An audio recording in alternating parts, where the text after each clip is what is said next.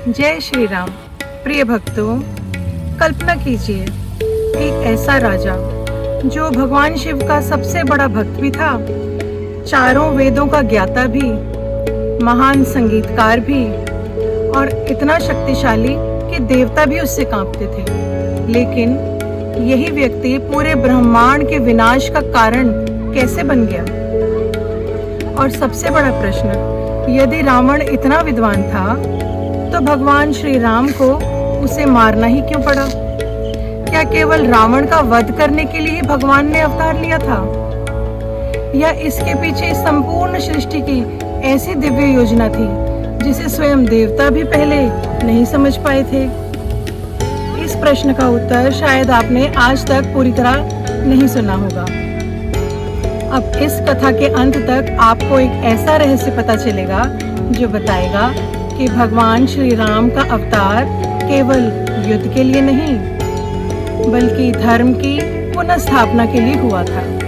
इसलिए इस कथा को अंत तक अवश्य देखिए, क्योंकि असली रहस्य अभी बाकी है।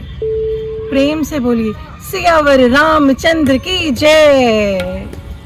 नमस्कार दोस्तों, मैं शालू चुग अपने चैनल में आपका स्वागत करती हूँ। मैं आपको सुना रही हूँ श्री रामचरितमानस की पवित्र कथा। ये कथा सुनाते हुए अगर कोई भूल हो गई हो तो मैं आपसे माफी चाहती हूँ। इस कथा को ज्यादा से ज्यादा अपने परिवार और मित्रों में शेयर कीजिए, ताकि ज्यादा से ज्यादा लोगों तक ये कथा सरल हिंदी भाषा में पहुँच सके। दोस्तों, मेरे चैनल को लाइक कीजिए, सब्सक्राइब कीजिए और कमेंट भी कीजिए, जिससे मेरा मनोबल बढ़ेगा। आइए आज आगे की कथा आपको सुनाती हूँ। कथा आगे बढ़ाने से पहले मैं आपसे एक प्रश्न पूछना चाहती हूँ। क्या आपको पता है, रावण को इतना शक्तिशाली बनाने वाला उसका बल नहीं था, बल्कि उसकी एक छोटी सी भूल थी। एक ऐसी भूल जिसे करते समय उसे लगा कि अब उसे कोई नहीं मार सकता, लेकिन वही भूल उसकी मृत्यु का कारण बनी। वे कौन सी भूल थी? बस कुछ ही क्षणों में हम उस रहस्य तक पहुंचने वाले हैं। समय का चक्र निरंतर घूमता रहता है।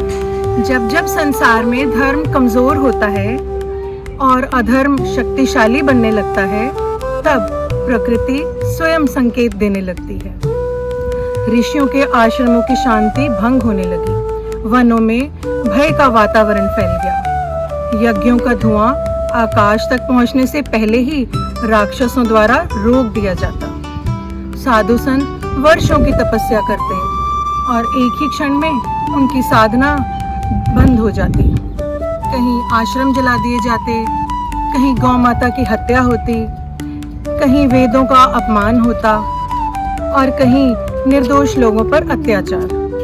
धीरे धीरे धर्म सिमटने लगा और अधर्म गर्व से सिर उठाने लगा। समुद्र के मध्य स्थित थी स्वर्णमयी लंका, सोने का महल, रत्नों से जड़ी सड़कें, विशाल द्वार, असंख्य सैनिक और असीम वैभव। उस राज्य का राजा था रावण। रावण कोई साधारण असुर नहीं था, वह महापंडित था, चारों वेदों का ज्ञाता, महान संगीतज्ञ था, भगवान शिव का परम उपासक था। उसने वर्षों तक कठोर तपस्या करके ब्रह्मा जी को प्रसन्न किया था। लेकिन ज्ञान यदि विनम्रता के साथ ना हो तो वही ज्ञान अहंकार बन जाता है, और रावण के साथ भी यही हुआ। रावण ने ब्रह्मा जी से कहा, हे पितामह, मेरा वध देवता, दानव, गंधर्व, यक्ष, नाग या किसी भी शक्तिशाली प्राणी से ना हो। ब्रह्मा जी ने कहा, तथास्तु। लेकिन ठहरिए, यहीं से पूरी रामायण की दिशा बदलने वाली है।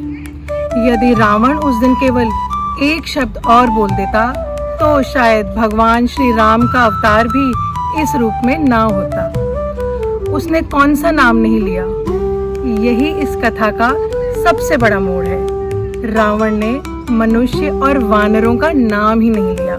उसे लगा वे तुच्छ हैं, वे उसका क्या बिगाड़ेंगे। उसे पता ही नहीं था यही उसका सबसे बड़ा दुर्भाग्य बनने वाला है। वरदान मिलते ही रावण का अहंकार बढ़ गया। अब वह स्वयं को तीनों लोकों का स्वामी समझने लगा। उसने देवताओं को पराजित किया, इंद्र का अपमान किया, ऋषियों को धमकाया, यज्ञ नष्ट कर दिए। उसके सैनिक जंगल जंगल घूमकर साधुओं को भयभीत करते थे। वे यज्ञ की वेदी में मांस और रक्त फेंकते थे ताकि पूजा अपवित्र हो जाए। ध्यान दीजिए, अधर्म की सबसे पहली चोट हमेशा धर्म और संस्कृति पर ही होती है। अब तक अत्याचार केवल ऋषियों पर हो रहे थे, लेकिन आगे चलकर पृथ्वी माता रोती है। जब पृथ्वी माता रोती है तो समझ लीजिए भगवान के अवतार का समय निकट आ चुका है। जब अत्याचार संपूर्ण सृष्टि पर होने लगे तब पृथ्वी माता स्वयं व्याकुल हो उठी। वन उजड़ने लगे, नदियां अपवित्र होने लगी, धर्म का प्रकाश मंद पड़ गया। उन्होंने गौ का रूप धारण किया क्योंकि सनातन परंपरा में गौ करुणा, धैर्य और पालन का प्रतीक है। आंखों में आंसू लिए वे देवताओं की शरण में पहुंचे। देवताओं ने पृथ्वी माता को देखे तो सभी चिंतित हो उठे। इंद्र ने पूछा, माता आपका ये दुख किस कारण है? पृथ्वी माता रो पड़ी। उन्होंने कहा, मेरे ऊपर रहने वाले प्राणी भय में जी रहे हैं, ऋषि तप नहीं कर पा रहे, धर्म कमजोर हो रहा है, रावण के अत्याचार दिन प्रतिदिन बढ़ते जा रहे हैं। यदि शीघ्र कुछ नहीं किया गया तो धर्म का दीपक बुझ जाएगा। सभा में गहरा मौन छा गया। सभी जानते थे रावण को ब्रह्मा जी ने वरदान दिया है, कोई देवता उसका वध नहीं कर सकता। सभी देवता पृथ्वी माता को साथ लेकर ब्रह्मा जी के पास पहुंचे। ब्रह्मा जी ने उनकी व्यथा सुनी, कुछ क्षण मौन रहे, फिर बोले, इस संकट का समाधान केवल शक्ति से नहीं होगा, इसका समाधान वही करेंगे जो संपूर्ण सृष्टि के पालनहार हैं। उन्होंने कहा, आइए हम सब भगवान विष्णु की शरण में चलते हैं। आगे आगे ब्रह्मा जी, पीछे इंद्र, फिर सभी देवता, ऋषि, गंधर्व और सबसे पीछे आंसुओं से भरी आंखों वाली पृथ्वी माता। सभी क्षीर सागर की ओर बढ़ रहे थे जहां योग निद्रा में विराजमान है भगवान श्री हरि विष्णु। किसी के मन में आशा, किसी के मन में भय, लेकिन सभी को विश्वास था जब संसार में कोई मार्ग नहीं बचता तब भगवान स्वयं मार्ग बनाते हैं। प्रिय भक्तों, आज की कथा से हमें क्या सीख मिलती है? रावण केवल लंका में नहीं था, रावण हमारे भीतर ही जन्म लेता है।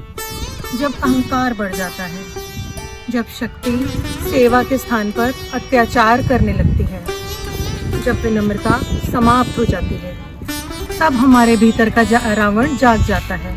और तब जब करुणा, सत्य और धर्म की रक्षा का भाव जागता है, तब भगवान हमारे भीतर ही प्रकट होने लगते हैं। आज आपने देखा कि अधर्म कितना बढ़ चुका है। देवता असहाय थे, ऋषि मौन थे और स्वयं पृथ्वी माता आंसू बहा रही थी। लेकिन अब होने वाला है वह क्षण जिसका करोड़ों वर्षों से इंतजार था। अगले भाग में पहली बार भगवान विष्णु स्वयं निर्णय लेने वाले हैं। क्या वे पृथ्वी पर अवतार लेंगे? यदि हाँ, तो अयोध्या ही क्यों, राजा दशरथ ही क्यों, और श्री राम के जन्म के पीछे छिपा दिव्य रहस्य भी क्या है? इन सब प्रश्नों का उत्तर मिलेगा आपको अगले भाग में। यदि आपने अभी तक चैनल को सब्सक्राइब नहीं किया तो अवश्य कर लीजिए, क्योंकि अगले भाग की कथा प्रत्येक भाग पिछले भाग से भी अधिक अद्भुत होने वाला है। प्रेम से बोलिए सियावर रामचंद्र की जय, श्री हरि विष्णु भगवान की जय।